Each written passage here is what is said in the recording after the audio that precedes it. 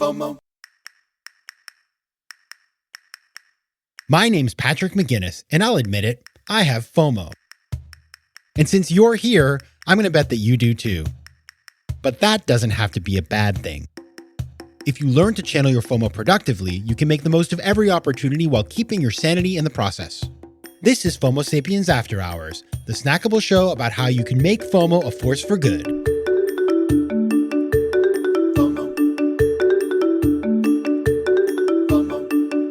Hey there, FOMO Sapiens. Today I want to talk about something that I've been reading about a lot, and you guys are pretty, I would say, a very savvy group of people. I'm sure you've seen it in the headlines and in places like LinkedIn. It is the Great Resignation. Now, if you haven't heard of it, let me tell you what it is. Basically, it's the fact that people are either desiring to quit their jobs or they're quitting their jobs in ways that we haven't seen before in terms of just numbers, right? So in April, more than 4 million people in the United States quit their jobs. And that's according to the Department of Labor. That is the biggest spike on record. Now, there's also some interesting sort of polls that have been done out there. Microsoft did a survey of more than 30,000 global workers, and they showed that 41% of workers were considering quitting or changing professions this year. And then in the UK, we have some listeners in the UK, it continues. HR software company Personio did a poll of workers in the UK and Ireland that showed that 38% of those surveyed plan to quit in the next 6 months to a year. So what is going on? Well, for some people, the pandemic just shifted priorities, and people maybe thought, wow, I've been through a really tough time. I'm just going to go out and live my best life, pursue my dream career, or maybe I'm just going to leave the workforce. We've heard a lot about the fact that women have been disproportionately affected. Women have had to leave the workforce because, there are responsibilities that certain individuals have to take on. Oftentimes those fall to women in terms of caring for family members. And so there's been a tremendous shift in the way employment is working for women right now, which is problematic, of course. But it's not just those types of things. It can also be the fact that people realized during the pandemic, they realized like the true nature of their employers, right? It's sort of like, wow, you treated me really poorly. And I think the thing about the pandemic in so many ways, in so many aspects, it just exposed things that don't work well. If you had a flaw, that flaw was accentuated. If somebody was vulnerable, they became more vulnerable. And companies that did not have the systems and the culture to deal with this stuff, they were just in a bad position and they lost morale within the ranks. I also think that, frankly, with all of this flexibility around work from home, people just they got new ideas about what they want to do and how they want to work. And I read an article in the Wall Street Journal about this concept of, you might have seen this. This was like the number one article that came out the weekend that I read it. And it was about people getting two full-time jobs. There's even a website called Overemployed that tells you how to do that. That's insane. Interesting. I kind of have a lot of feelings about it. Sort of sounds a little duplicitous, but then at the same time, if you feel like your company isn't treating you right, I understand why people feel that way. And there's also tons of burnout. So I think the question here that people are coming out of the pandemic with, even though it continues, but in terms of just sort of moving into that new phase where we can sort of see what the new normal is going to be, I hate that term, the now normal maybe, is that we're trying to rethink what work means to us, how we are valued, how we spend our time. And a lot of people want to quit. Now, that's a decision that you may make. But let me tell you something that I read that I also found a little frightening. The majority of employed workers who are thinking about quitting say they are financially prepared to do so, but 28% are not. And of the unprepared, some 57% anticipate taking on debt while they look for their next job. This is from a survey conducted online by Qualtrics in July. So that's concerning because going into debt to quit your job is a very risky proposition, especially if the market turns.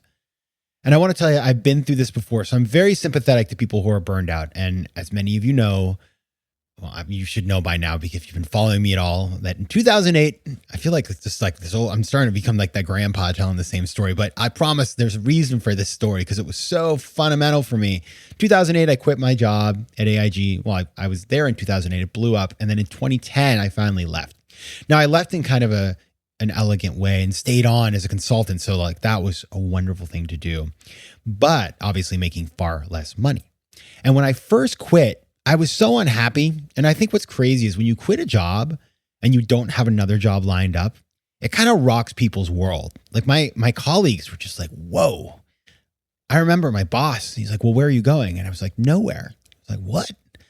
The idea that somebody is so unhappy that they would just quit, at least at the time, was a notion that was very, I would say, relatively novel, and actually gave me a lot of leverage in a sense that just like people were so surprised. It was like, like you hear the story about, if you ever have to go to prison, you go the first day and you beat up the biggest person, and then everybody's like, whoa, that guy's, don't mess with him. I think just being willing to quit without another job gave me people think I would beat them up, but it definitely gave me a little bit of edge with people, and took me more seriously, and I was able to think creatively about staying on in different ways, which was wonderful. And I'm super appreciative of my former colleague and colleagues who allowed me to do that. And so when I first quit, I just remember every day feeling deep and abiding euphoria. Like you just walking down the street and you just want to hug everybody. Don't do that right now. And that lasted for a long time, actually. I mean, it was really interesting. It just what I'd like, I'd be having a coffee and then I just want to cry because I was so happy. And of course, over time, that fades. It just fades. But it was good while it lasted. And then something else creeps in. And it's the feeling that you're dipping into your savings. Because if you don't find another job and you don't make as much money or any money, you start dipping into your savings. And there's a friend of mine from Argentina who's a great entrepreneur. His name is Pablo Larguilla. Some of you may know Pablo. He told me one day, he said, Patrick, don't ever get into a position where you're living out of your savings because it just makes life stressful. And he was right. I had tons of savings. I'd saved every dollar I ever made. I had years of runway, but I didn't want to sort of like, I'd be like, oh, do I really need to have that ice cream today? Maybe I should just drink water. I just didn't want to spend money because it felt like I wasn't replacing it. And there was no sense of when that would even happen in terms of replacement. It kind of got into this scarcity mindset place, which is something that I find I'm sort of more likely to feel. I think growing up in a small town in Maine and not having sort of like huge inheritance to fall back on like some people have. If I had a huge inheritance, I'd have had all those ice creams, but I don't. And so I didn't like living out of my savings, and I found that really stressful. And so that's what I want to tell you today. Those of you who are looking at quitting or know people who want to quit, the idea of taking on debt, it's a little cray-cray, and I highly disrecommend it, if you can say that. I don't even know if that's a word, but I do not recommend it. And so here's what I would tell you to do. I have 5 things that I would offer to you, and I would ask you to share this with somebody who might be thinking about quitting because we don't want them to end up in a world of pain. So here's the 5 things to think about. Number 1, if you're thinking about quitting, write it down. Be analytical. Not just bullet points, not just pros and cons. Like write it out in a narrative form, paragraphs and sentences. That's what I did. It really helped me to form my thoughts and to think about whether or not my logic held up, because bullet points can hide bad logic, but writing it out in paragraphs and sentences, it's much harder to string together terrible logic. So I encourage you to do that. And then if you decide you want to leave, you then have your resignation all written out. Perfect.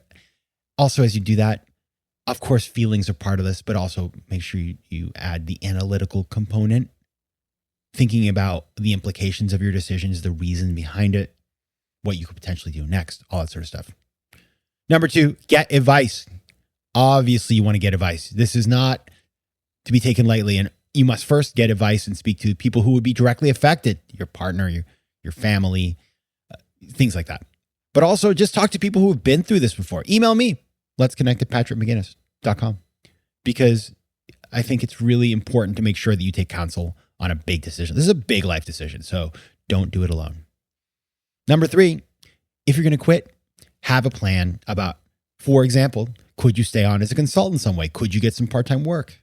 Could you think about some new training to prepare you for a new career? Things like that. So definitely quitting without any plan at all. It's kind of like going on a trip and not bringing any maps or guides or your phone or anything. You're just kind of like walking out into the Gobi Desert, and you don't want to do that.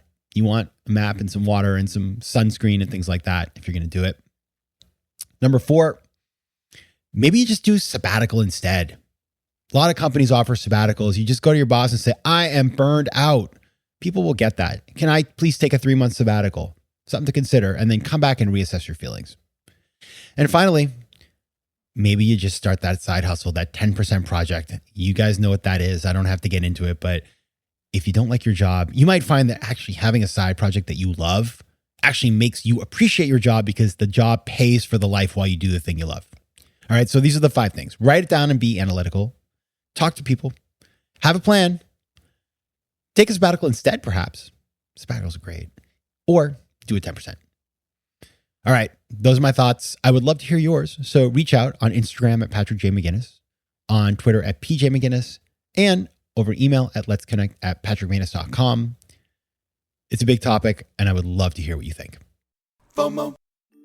Want more of FOMO Sapiens and After Hours? Head over to FOMOSapiens.com where you can listen to past episodes, learn more about the show, and find out how to advertise. You can also connect with me on Instagram at Patrick J. McGinnis and on Twitter at PJ McGinnis.